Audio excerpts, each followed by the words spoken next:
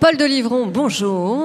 Bonjour Audrey. Bienvenue sur ce plateau de Big. Nous sommes au cœur de We Are French Touch. C'est la 4e édition. Vous êtes passé sur scène.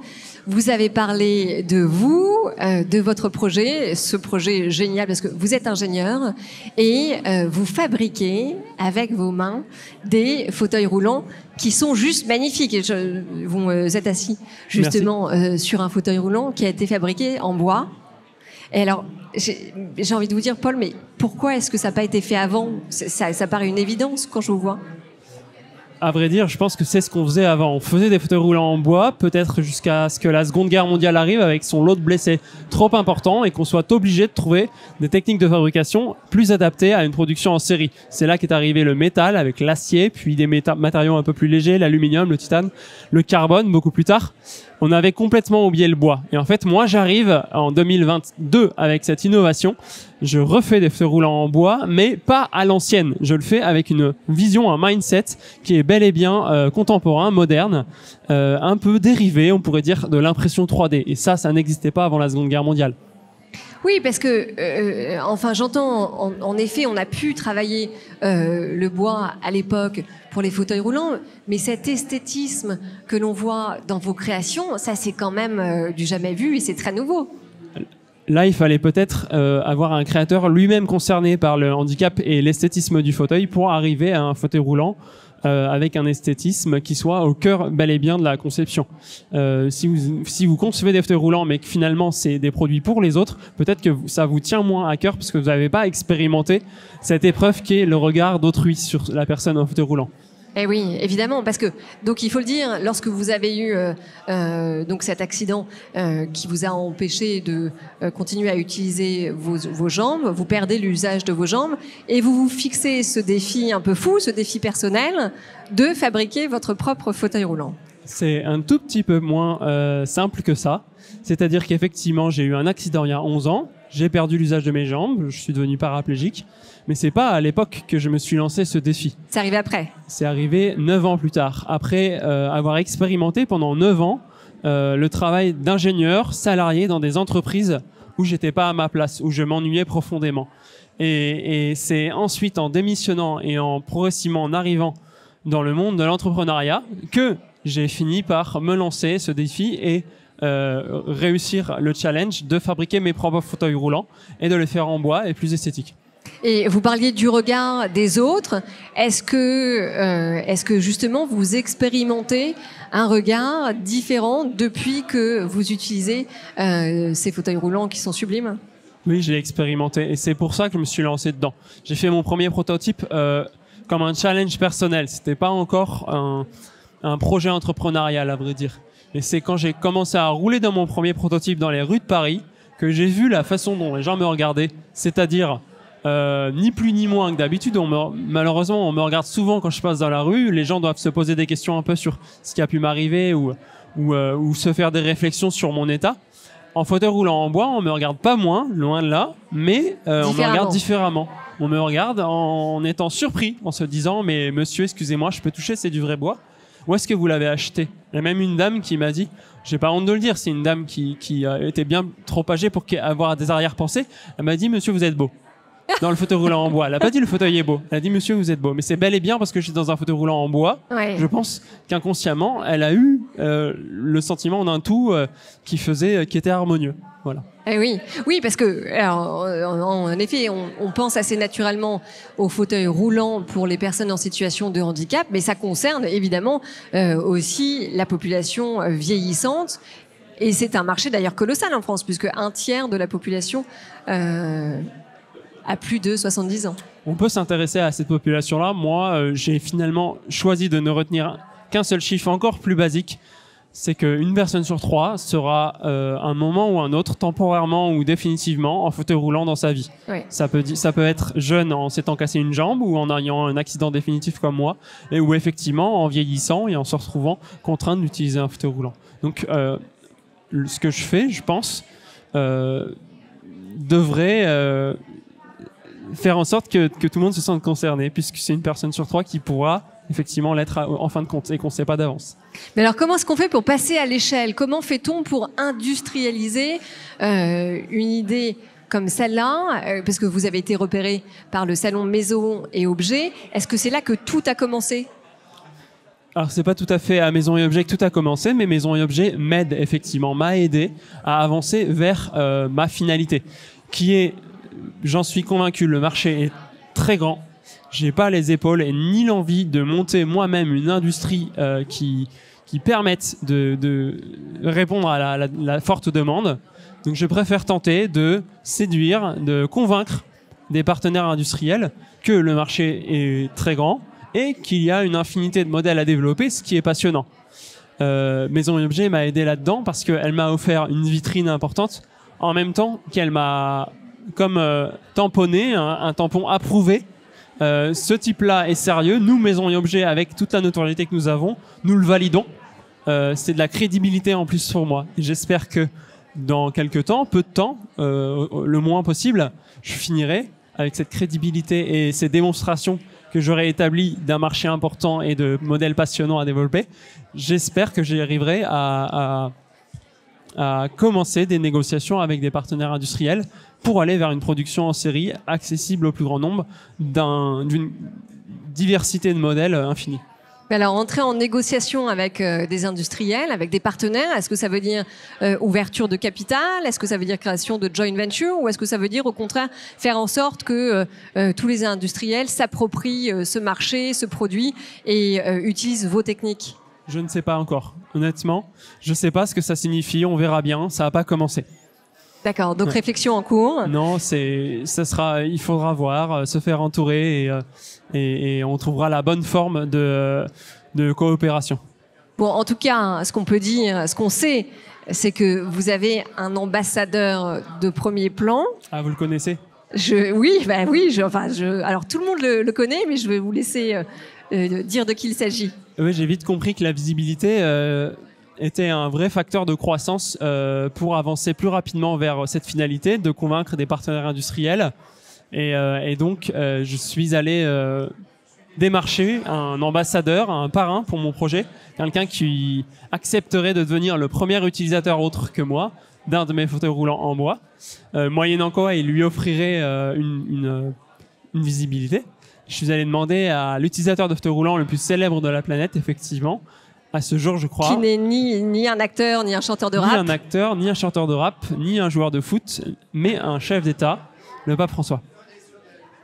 Et alors, comment est-ce qu'on approche le pape François ? Parce que j'imagine que c'est pas si facile que ça. C'est même très compliqué. Il n'a pas d'adresse mail, il n'a pas de téléphone portable. Il faut monter progressivement les échelons de l'Église catholique jusqu'à arriver au pape François. Mais il faut surtout avoir un très bon storytelling, parce que sinon, on monte pas les échelons.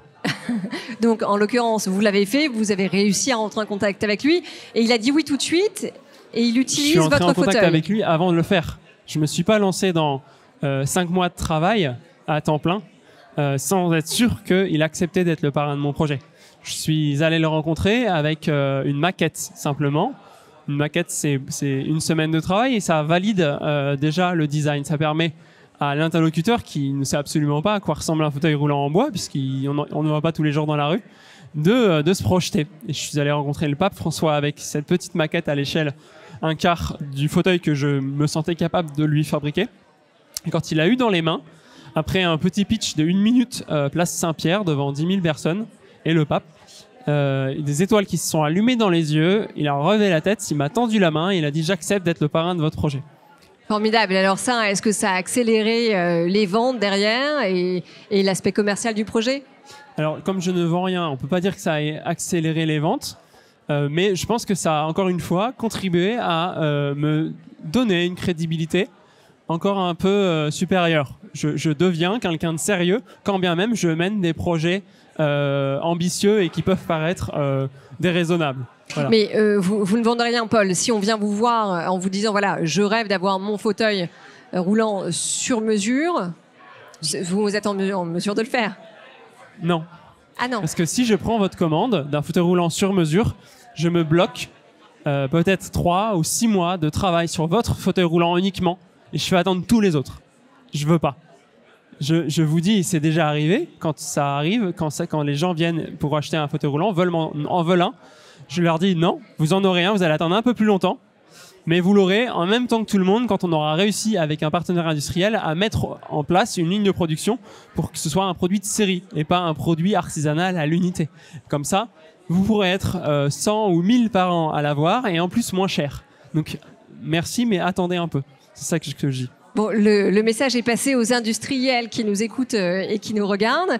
Alors justement, pour leur donner envie de prendre contact avec vous et engager cette conversation, qu'est-ce qu'on peut dire sur le modèle économique? Parce que j'imagine que travailler le bois, c'est plus facile et c'est moins cher que le métal. Alors ça, c'est assez difficile de répondre précisément parce que ça va dépendre de quelle machine, quel bois, etc. Non, je vais préciser deux choses peut-être qui pourront résonner dans la tête d'un industriel. D'abord, les fauteuils roulants où j'en suis aujourd'hui sont effectivement pas évidents à industrialiser. Mais on est sur la 3e génération de prototypes. Il y a encore une immense marge de progression vers un produit qui sera simplifié et où effectivement on n'aura plus grand-chose à faire pour le faire fabriquer par une ligne de production de type industriel. La deuxième chose, je prendrai une image pour vraiment que s'enregistre dans l'esprit de mon futur partenaire industriel la chose suivante. Je n'arrive pas sur un marché où je vais me battre pour vendre un fauteuil roulant contre d'autres qui ont aussi des fauteuils roulants à vendre. Je crée un nouveau marché sur lequel il n'y a pas de concurrence. C'est le fauteuil roulant qu'on s'achète en plus pour se faire plaisir. C'est-à-dire que personne n'a qu'une paire de chaussures ou qu'une tenue. On a une paire de chaussures adaptée à tel usage, une paire pour tel autre. Notamment, quand on veut être élégant, on a ces belles chaussures. Pourquoi pas un beau fauteuil roulant qu'on a pour certaines occasions? Ça, c'est novateur et ça ne souffre d'aucune concurrence. Donc en fait, c'est là que je crois que le marché est immense et qu'il faut vraiment produire en série. Avoir un fauteuil roulant, dans 2, 3, 5 ans, ce sera has-been. On en voudra 2 ou 3. Comme les paires de chaussures. Si demain je me marie, j'aurai mon beau costume, il serait hors de question que je sois dans mon fauteuil roulant tous les jours, gris, avec des toiles en nylon noir, à moitié décousues et poussiéreuses. Non, évidemment, je veux un beau fauteuil roulant pour ce jour-là. Oui, parce que j'imagine qu'il y a aussi en effet un sujet de performance pour pouvoir se déplacer plus vite, mieux, plus agilement. Ce sont des fauteuils qui sont esthétiques, qui n'en sont pas moins performants. Voilà. Néanmoins, c'est pas des baskets. On peut utiliser un fauteuil roulant en bois pour faire un sprint derrière son TGV qu'on est en train de rater. C'est sûr, il va pas se démantibuler sur le quai, mais il n'est pas fait pour faire un marathon. Donc, un fauteuil roulant pour chaque occasion de la vie. En effet, le parallèle avec les paires de chaussures est intéressant. Il y a un voyage dont j'aimerais que l'on parle qui a changé votre vie, enfin en tout cas votre regard sur votre handicap quand vous partez à Calcutta. Oui, merci. On peut parler de ça parce que c'est important aussi. On discute depuis le début de notre échange sur le volet paire de chaussures élégantes, produits un peu de luxe. Oui. En fait, il y a aussi une partie de la planète en situation de handicap qui n'a juste pas de paire de chaussures. Ou alors des paires de chaussures horribles, pas du tout à leur taille. La technique de fabrication sur laquelle je travaille permet de faire des fauteuils roulants potentiellement performants et sur mesure, et beaucoup plus simplement que les fauteuils roulants performants et sur mesure qu'on fait aujourd'hui en métal. C'est-à-dire que j'espère un jour pouvoir mettre au point une version low-tech de mes fauteuils roulants esthétiques, etc. Une version low-tech qu'on pourra fabriquer avec des moyens, des outils modestes, faibles, enfin de faible coût, peu dangereux, qui nécessitent peu de formation dans les pays en voie de développement pour la population locale et avec la ressource bois qu'on trouve localement. C'est vraiment l'ultime finalité de mon projet, et à vrai dire, c'est aussi pour ça que le pape François a accepté d'être le parrain de mon projet. C'est pas du tout pour promouvoir une marque de fauteuil roulant de luxe, c'est pour m'aider à avancer vers le fauteuil roulant qui sera la clé de l'intégration dans la société pour les personnes en situation de handicap dans les pays pauvres. Oui, parce qu'on comprend bien que évidemment c'est le début de tout, c'est la manière dont on se déplace, c'est ce qui nous permet en tout cas de se déplacer quand on n'a pas l'usage de ses jambes, donc c'est ce qui permet d'aller travailler, etc. Donc c'est évidemment essentiel. Exactement. Sans un fauteuil roulant sur mesure que vous avez appris à maîtriser parfaitement, vous ne vous déplacez pas dans la rue, et à partir de là, hors de question d'imaginer avoir un travail, faire ses courses de façon autonome partir en vacances encore moins, voilà, tout ça, quoi. Donc, votre rêve, Paul, c'est un fauteuil roulant pour tous, pour toutes les bourses, pour tous les profils, pour tous les âges, pour tous les genres. Exactement. C'est m'attaquer à ce qui reste comme problématique dans le monde de handicap, des personnes qui sont pas assez bien équipées ou des personnes qui souffrent du regard des autres, avec les matériaux naturels comme le bois par exemple, le design, l'ingénierie, les choses que j'ai accumulées dans les 33 premières années de ma vie. Et si vous aviez un message à passer aux personnes qui nous regardent ou qui nous écoutent et qui sont en situation de handicap et qui se sentent parfois extrêmement limitées, puisque on comprend en tout cas d'après votre parcours que finalement cet accident a libéré un potentiel de créativité chez vous assez extraordinaire qui peut-être n'aurait jamais existé sinon. Oui, elles se diront peut-être « Ah, mais c'est facile pour lui, il est moins handicapé que moi » ou des choses comme ça. Bon, mettons ça de côté, c'est vrai. En fait, je dirais à ces personnes que